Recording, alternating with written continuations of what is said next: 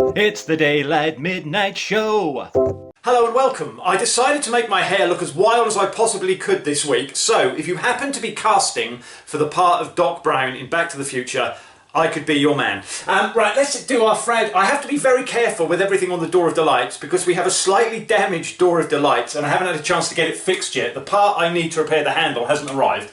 But for the first time in a few weeks, I'm going to set our indicator to Agile because I'm feeling pretty good and pretty healthy and pretty physically okay this week, which is a nice change. So let's do our Snake of the Week. First of all, I want to point out what's happened behind me. You might notice we have like a wave on the white wall of wonders. And this happened completely accidentally. You might remember last week or the week before, I said the wind had ripped a few of the pictures off the wall. So I put them back up again. The same thing happened, but they somehow managed to complete this weird arc. So the ones that fell from there caught the ones that were there, and it's ended up with this beautiful sort of wavy effect. I don't know if you can see the top one up here. I'm not going to move the camera too much because I've set it on a very soft thing this morning.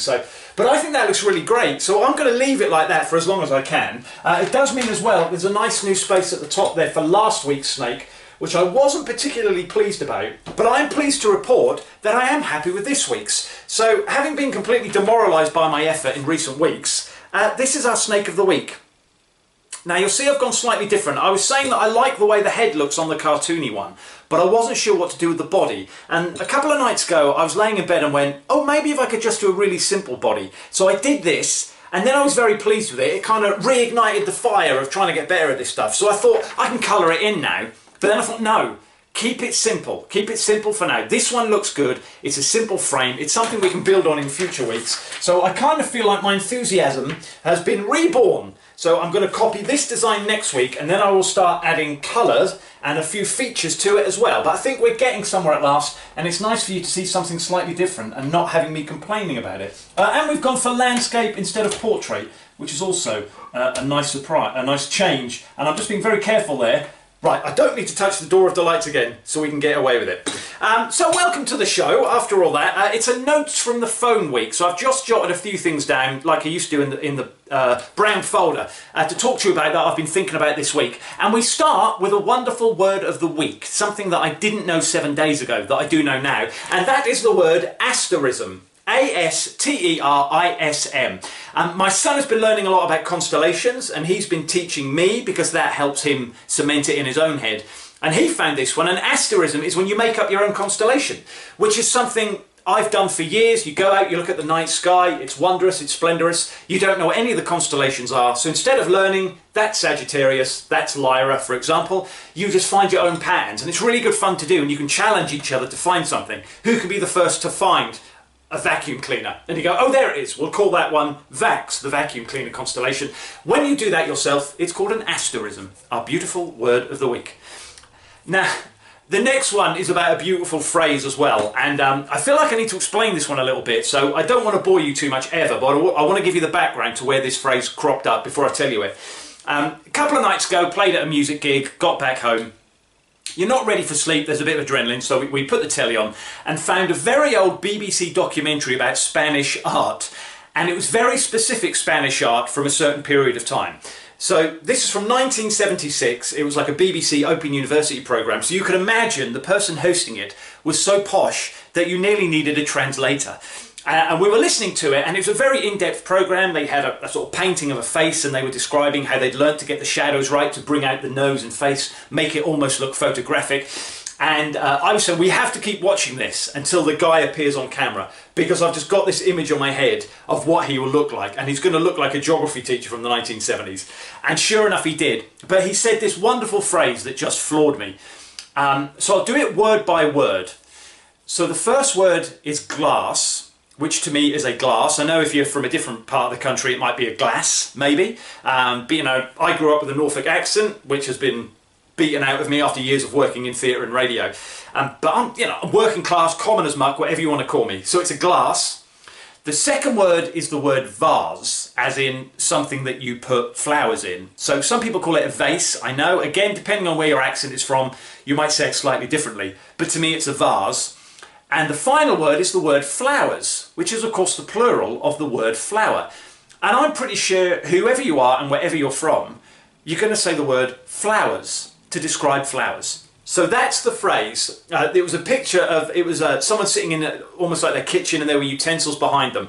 And there was a glass vase of flowers in the background that the guy wanted to concentrate on, but he made it sound like every word was spelled exactly the same way. And I hope I can do it justice. He said, what is painted here is a glass vase of flowers. And I just found it hilarious. It may have been delirium from the heat, it may have been overtiredness, but it absolutely floored me, and I couldn't stop laughing about it. And then the person I was with went, why aren't we watching a film or something? And on a similar theme, a little thing that happened to me a couple of nights ago. This week when I'm filming this, there's been a partial solar eclipse in Britain, and we also had the Perseid meteor shower, which happens every August, and I always like to sit out and watch it. And I was lucky enough this week to be camping on a cliff top, so I had this fantastic view and saw some really, really beautiful stuff. But when I was setting up in the afternoon, there was a family setting up camp near me, and I think this is brilliant parenting. The mum said to me, we've never camped before, but my daughter said, I want to be outside somewhere to see the solar eclipse, so we booked here for one night and we've borrowed a tent. And I went, that's brilliant, fantastic, and sort of helped them set up and everything. Now, how do I put this? When you're on a campsite, as much as people think you're protected by sound, you're not. You know, tents are made of very thin canvas, and whatever you're up to, other people around you can hear it. And you have to be aware of that when you're camping. It reminds me, I wrote a comedy thing years ago that I don't think I ever did when I was doing stand-up. There was about that. I was going to get the audience to close their eyes and imagine they were in a tent, and I talked about all the sounds that you would hear during the night and these little scenarios going on. And this reminded me of that a little bit, because what happened was, me and this family had set up. It was about 4 o'clock in the afternoon, really quiet, really lovely, and all of a sudden, from a nearby tent, all you could hear was, Dave! Dave! Alright, Dave! Guess where I am? You'll never guess where I am. I'm camping, mate! Me! Camping! Yeah! Got a tent and everything! And this went on for about 20 minutes, and bear in mind, most people like to go camping because it takes you away from technology. This guy was calling everybody he knew back in London. I'm making an assumption about where he came from based on the accent. So anyway, I laughed about it, I accepted it, but then in the end I just took myself down the beach and had a swim and came back after the phone call was finished. But what was wonderful was, well, I'm proud of myself for not getting really irate and angry with him. But also it did remind me about that comedy thing, which I can now dig up and have a little look through. So that's the weird news from my weird life this week. That's what I've been up to, and encountering these wonderful phrases that I just felt like I had to share with you, because things like that fascinate me. Let's get on to our taste test of the week now. And I have to do a little bit of an apology that will sound like I'm making excuses, but you know that fish paste has been absolutely horrible for me, and it came up again. I haven't been able to buy any. There's only one shop near me that sells this putrid muck, and they'd run out, and they said they didn't know when they were getting some back in. So I thought, that's okay, because I've got the jar from last week. But I read the side of it, and it clearly says, do not consume this after it's been open for more than 2 days. And I thought, it might be all right. I've eaten out-of-date yogurt before, looked it up, and it very clearly says horrible things can happen to you if you eat this and it's been open for more than 2 days. So what I've done is a little compromise, because I think this is going to be equally as hideous.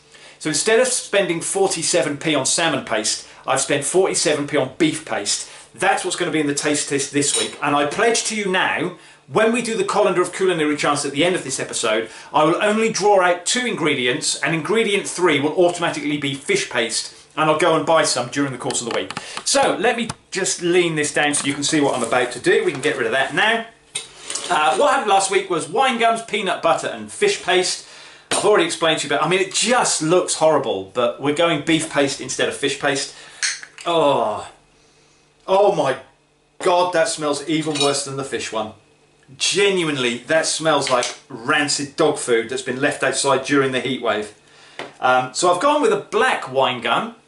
I've gone for a flat one to get as much on as possible. So let's go with a decent dollop of peanut butter. And then, oh my goodness me, people choose to buy this stuff. So there you go, the beef paste on the top. Well, if nothing else, oh, it's just dog food.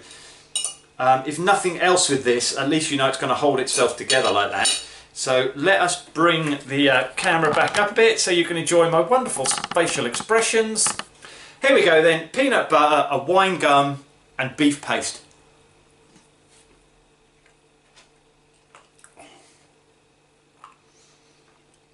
Okay. Oh.